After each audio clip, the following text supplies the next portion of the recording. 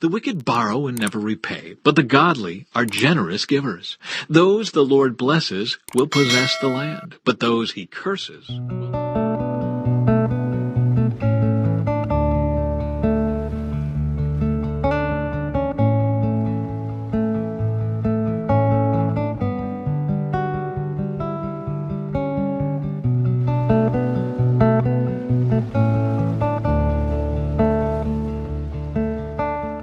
The wicked borrow and never repay, but the godly are generous givers. Those the Lord blesses will possess the land, but those he curses will die. The Lord directs the steps of the godly. He delights in every detail of their lives.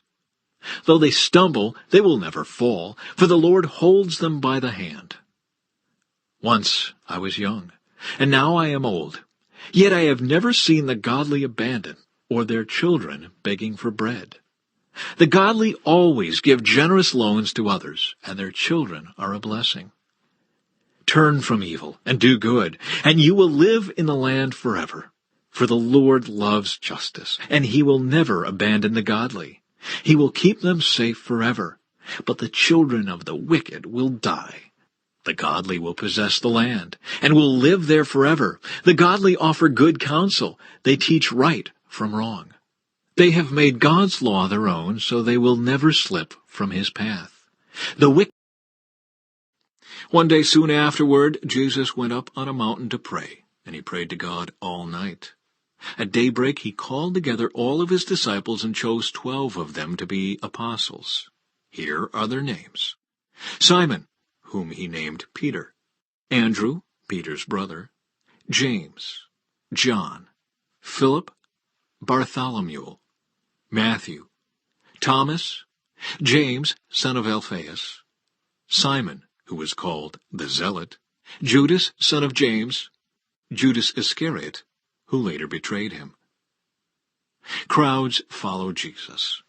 When they came down from the mountain, the disciples stood with Jesus on a large level area, surrounded by many of his followers and by the crowds. There were people from all over Judea and from Jerusalem and from as far north as the seacoasts of Tyre and Sidon. They had come to hear him and to be healed of their diseases, and those troubled by evil spirits were healed. Everyone tried to touch him because healing power went out from him, and he healed everyone. The Beatitudes. Then Jesus turned to his disciples and said, "God blesses you who are poor, for the kingdom of God is yours. God blesses you who are hungry now, for you will be satisfied. God blesses you who weep now, for in due time you will laugh. What blessings await you when people hate you and exclude you and mock you and curse you as evil because you follow the Son of Man. When that happens, be happy, yes, leap for joy, for a great reward awaits you in heaven. And remember, their ancestors treated the ancient prophets that same way."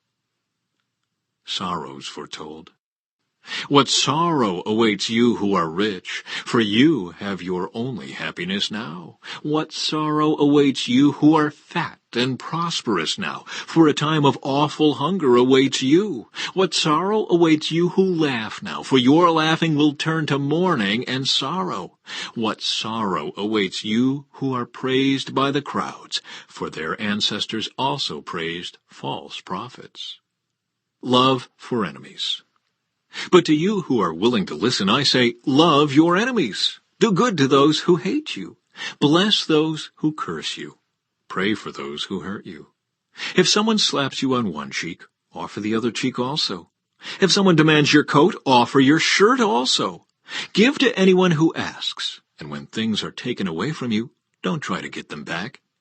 Do to others as you would like them to do to you. If you love only those who love you, why should you get credit for that? Even sinners love those who love them. And if you do good only to those who do good to you, why should you get credit? Even sinners do that much. And if you lend money only to those who can repay you, why should you get credit? Even sinners will lend to other sinners for a full return. Love your enemies. Do good to them. Lend to them without expecting to be repaid. Then your reward from heaven will be very great, and you will truly be acting as children of the Most High, for he is kind to those who are unthankful and wicked. You must be compassionate, just as your Father is compassionate. Then the people of Israel set out from Mount Hor, taking the road to the Red Sea, to go around the land of Edom. But the people grew impatient with the long journey, and they began to speak against God and Moses. "Why have you brought us out of Egypt to die here in the wilderness?" they complained. "There is nothing to eat here and nothing to drink, and we hate this horrible manna." So the Lord sent poisonous snakes among the people, and many were bitten and died. Then the people came to Moses and cried out, "We have sinned by speaking against the Lord and against you. Pray that the Lord will take away the snakes." So Moses prayed for the people. Then the Lord told him, "Make a replica of a poisonous snake and attach it to a pole. All who are bitten will live if they simply look at it." So Moses made a snake out of bronze and attached it to a pole. Then anyone who was bitten by a snake could look at the bronze snake and be healed. Israel's journey to Moab. The Israelites traveled next to Oboth and camped there. Then they went on to Abiram in the wilderness on the eastern border of Moab. From there they traveled to the valley of Zered Brook and set up camp. Then they moved out and camped on the far side of the Arnon River in the wilderness adjacent to the territory of the Amorites. The Arnon is the boundary line between the Moabites and the Amorites. For this reason, the Book of the Wars of the Lord speaks of the town of Wahab in the area of Supa and the ravines of the Arnon River, and the ravines that extend as far as the settlement of Ar on the border of Moab. From there, the Israelites traveled to Beer, which is the well where the Lord said to Moses, "Assemble the people, and I will give them water." There the Israelites sang this song. "Spring up, O well, yes, sing its praises. Sing of this well which princes dug, which great leaders hollowed out, with their scepters and staffs." Then the Israelites left the wilderness and proceeded on through Mattanah, Nahaliel, and Bamoth. After that they went to the valley in Moab where Pisgah Peak overlooks the wasteland. Victory over Sihon and Og. The Israelites sent ambassadors to King Sihon of the Amorites with this message: "Let us travel through your land. We will be careful not to go through your fields and vineyards. We won't even drink water from your wells. We will stay on the king's road until we have passed through your territory." But King Sihon refused to let them cross his territory. Instead, he mobilized his entire army and attacked Israel in the wilderness, engaging them in battle at Jahaz. But the Israelites slaughtered them with their swords and occupied their land from the Arnon River to the Jabbok River. They went only as far as the Ammonite border because the boundary of the Ammonites was fortified. So Israel captured all the towns of the Amorites and settled in them, including the city of Heshbon and its surrounding villages. Heshbon had been the capital of King Sihon of the Amorites. He had defeated a former Moabite king and seized all his land as far as the Arnon River. Therefore the ancient poets wrote this about him: "Come to Heshbon and let it be rebuilt. Let the city of Sihon be restored. A fire flamed forth from Heshbon, a blaze from the city of Sihon. It burned the city of Ar in Moab. It destroyed the rulers of the Arnon heights. What sorrow awaits you, O people of Moab! You are finished, O worshippers of Chemosh. Chemosh has left his sons as refugees, his daughters as captives of Sihon the Amorite king. We have utterly destroyed them from Heshbon to Dibon. We have completely wiped them out as far away as Nophah and Medeba."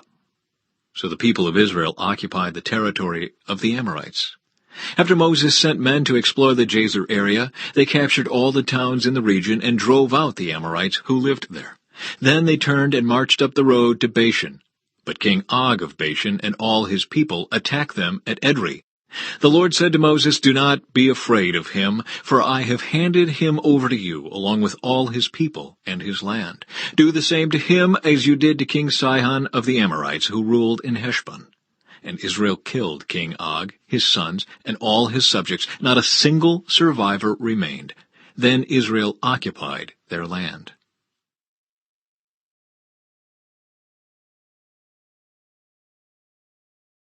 Then the people of Israel traveled to the plains of Moab and camped east of the Jordan River, across from Jericho. Balak, son of Zippor, the Moabite king, had seen everything the Israelites did to the Amorites. And when the people of Moab saw how many Israelites there were, they were terrified. The king of Moab said to the elders of Midian, "This mob will devour everything in sight, like an ox devours grass in the field." So Balak, king of Moab, sent messengers to call Balaam, son of Beor, who was living in his native land of Pethor, near the Euphrates River. His message said, "Look, a vast horde of people has arrived from Egypt. They cover the face of the earth and are threatening me. Please come and curse these people for me, because they are too powerful for me. Then perhaps I will be able to conquer them and drive them from the land. I know that blessings fall on any people you bless, and curses fall on people you curse." Balak's messengers, who were elders of Moab and Midian, set out with money to pay Balaam to place a curse upon Israel. They went to Balaam and delivered Balak's message to him. "Stay here overnight," Balaam said. "In the morning I will tell you whatever the Lord directs me to say." So the officials from Moab stayed there with Balaam. That night God came to Balaam and asked him, "Who are these men visiting you?" Balaam said to God, "Balak, son of Zippor, king of Moab, has sent me this message. Look, a vast horde of people has arrived from Egypt, and they cover the face of the earth. Come and curse these people for me. Then perhaps I will be able to stand up to them and drive them from the land." But God told Balaam, "Do not go with them. You are not to curse these people, for they have been blessed." The next morning Balaam got up and told Balak's officials, "Go on home, the Lord will not let me go with you." So the Moabite officials returned to King Balak and reported, "Balaam refused to come with us." Then Balak tried again. This time he sent a larger number of even more distinguished officials than those he had sent the first time. They went to Balaam and delivered this message to him. "This is what Balak, son of Zippor, says. Please don't let anything stop you from coming to help me. I will pay you very well and do whatever you tell me. Just come and curse these people for me." But Balaam responded to Balak's messengers, "Even if Balak were to give me his palace filled with silver and gold, I would be powerless to do anything against the will of the Lord my God. But stay here one more night, and I will see if the Lord has anything else to say to me." That night God came to Balaam and told him, "Since these men have come for you, get up and go with them, but do only what I tell you to do."